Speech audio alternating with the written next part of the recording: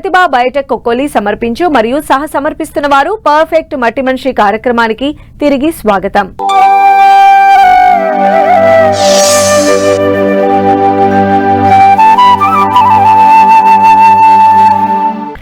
ఏ కాలంలో ఉండే సమస్యలు ఆ కాలంలో ఉంటాయి. ఇది మనుషులకే కాదు మూగజీవాలకు కూడా వర్తిస్తుంది.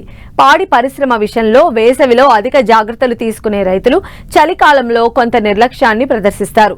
సాధారణంగా శీతాకాలంలో పశువులు సరిగా మేత మేయక పాల దిగుబడి తగ్గుతుంది. ఈ కాలంలోనే గేదెలు ఎక్కువగా ఎదకు వస్తూ ఉంటాయి. ఈ క్రమంలో శీతాకాలంలో రైతులు అప్రమత్తంగా ఉంటూ వాటికి అందించే దాణాల్లో తగు మార్పులు చేసుకుంటూ సమయానుకూలంగా అన్ని జాగ్రత్తలు పాటిస్తేనే పాడి పరిశ్రమ లాభసాటిగా ఉంటుంది.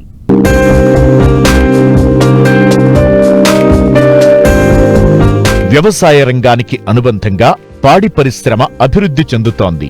అయితే ప్రస్తుతం శీతాకాలం కావడం పశువులు సరిగ్గా మేత తినక పాల దిగుబడి తగ్గుతుంటుంది. అందుకే పశువులకు శీతాకాలం ఒక గడ్డు కాలం అంటుంటారు.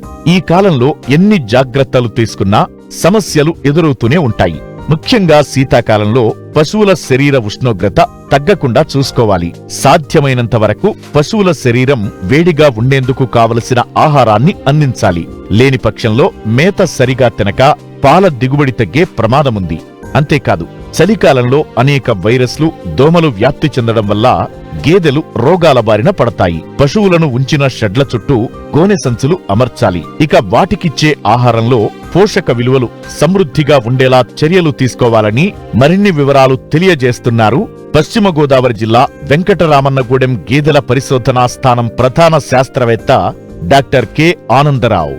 ముఖ్యంగా శీతాకాలంలో వీటిని మనము యాజమాన్య పద్ధతులు అవలంబించకపోతే రైతుకు చాలా రకాలుగా నష్టం కలుగుతుంది. కాబట్టి ముఖ్యంగా ముందు మనము ఈ గేదెల పశువుల్లో ఈ ఎద గురించి చూసుకునేటప్పుడు ఇవి సీజనల్ బ్రీడర్స్ అంటారు.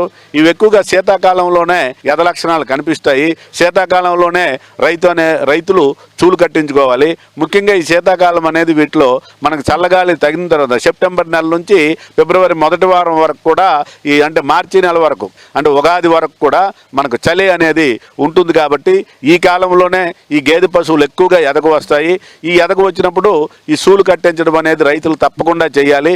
అందువలన ఈ కాలంలో రైతులు చాలా శ్రద్ధగా తమ యొక్క గేదె పశువుల్ని ప్రతిరోజు పరిశీలించి వాటి యొక్క నడుంపై చెయ్యి వేసి అవి నడుముని కిందకు ఉంచినట్లయినా, తోక తరచుగా పైకి ఎత్తినట్లయినా, లేదా చిరువుచ్చ పోసినట్లయినా, లేదా కచ్చపదవులు ఉబ్బి ఉన్నట్లయినా వెంటనే గమనించి సమీప పశువైద్యుని సంప్రదించి వీటిని కృత్రిమ గర్భధారణ చేయించాలి.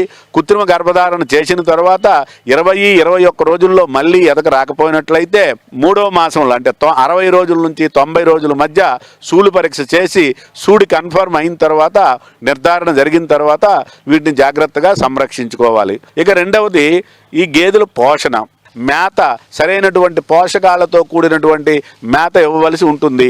అది శరీరానికి ఫిజియోలాజికల్ యాక్టివిటీస్కి కావలసినటువంటి ఎనర్జీ. ఇకపోతే పాడి ఉత్పత్తికి కూడా ఈ యొక్క శక్తి అవసరము. పాడి ఎక్కువగా ఉత్పత్తి జరగాలంటే సరైనటువంటి పోషణ ఉండాలి. ఇక మూడోది గర్భధారణ కలిగి ఉంటాయి. అడ్వాన్స్ ప్రెగ్నెంట్లో ఉంటాయి. 7వ నెల, 8వ నెల, 9వ నెల, 10వ నెల సూళ్ళలో ఉంటాయి. ఈ సూడి మెయింటెనెన్స్ కూడా మనము పోషణ కలిగించాలి. కాబట్టి ఇక్కడ 3 రకాలుగా వీటికి మేత మనం అందివ్వాలి. అందువలన రైతులు ఈ యొక్క శీతాకాలం వచ్చేటప్పుడు మేత మీద ఎక్కువగా దృష్టి పెట్టాలి. పచ్చగడ్డిని ఈ యొక్క గేదె పశువులకు 35 నుంచి 40 కేజీలు ఇవ్వాలి. అదేవిధంగా ప్రతి 2 లీటర్ల పాల ఉత్పత్తికి 1 కేజీ దానా ఇవ్వాలి.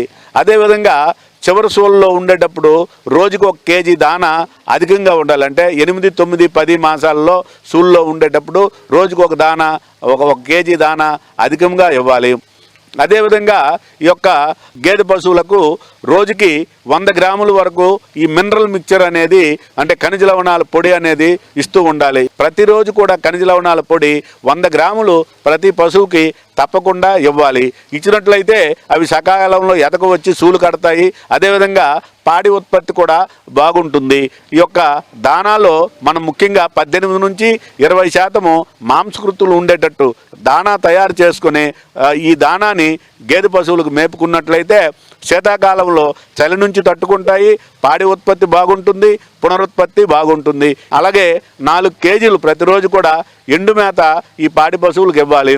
ఎండు మేత ఎందుకు ఇవ్వాలంటే వాటి యొక్క ఆకలిని అంటే బల్కినెస్ని కడుపు పొట్ట నిండుగా ఉండేటట్టు ఒక ఫీలింగ్ పశువుల్లో కలగాలంటే ఖచ్చితంగా ఈ ఎండుగడ్డ అనేది రోజుకి 4 కేజీలు ఉంటుంది. వీటిలో డ్రై మ్యాటర్ అనేది ఎక్కువగా ఉంటుంది కాబట్టి ఈ 4 కేజీలు ఎండుగడ్డ అనేది ఇవ్వాలి.